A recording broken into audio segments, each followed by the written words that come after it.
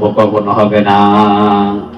ভূমিকম্প হওয়ার কারণ এই লক্ষণগুলো এইগুলি: যখন মানুষ জাকাত দিতে চাইবে না, যখন খারাপ লোক নেতা নেত্রী হবে, যখন পিতামাতার কথা সন্তানেরা মানবে না, এবং স্বামী স্ত্রীর ভিতরে মহব্বত থাকবে না, মদখোর, জিনাখোর, সুদখোর বেড়ে যাবে, তখনই দেশে ভূমিকম্প দেখা দিবে।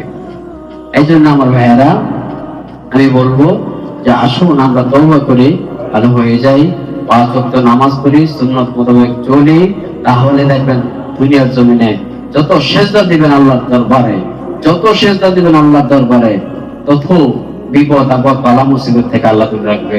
হাসরের ময়দানে আল্লাহ বলবেন, হে বান্দা, তোমরা একটা সেজদা দাও, একটা সেজদা, যে সেজদা আমি আল্লাহকে খুশি করার জন্য তুমি দিয়েছো, এরকম একটা সেজদা লোক চাই আমি। হাসরের ময়দানে রব্বুল আলামিন একটা সেজদার লোক যাবে, যে সেজদাটা দেওয়া হয়েছে রব্বুল আলামিনকে খুশি করার জন্য, কাউকে দেখানোর জন্য না, সমাজ সেবার জন্য না। ওই সেজদাটা দেওয়া হয়েছে একমাত্র রব্বুল আলামিনের জন্য।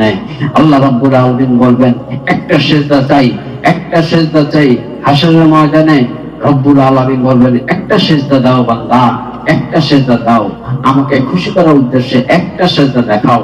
কোন সেজদাটা তুমি আমাকে খুশি করার জন্য দিয়েছো, আমি রব্বুল আলামিন ওই সেজদার কারণে তোমাকে ক্ষমা করে দেবো। চিৎকার দিয়ে বলেন সুবহানাল্লাহ। ওই সেজদার কারণে রব্বুল আলামিন আপনাকে আমাকে ক্ষমা করে দেবে।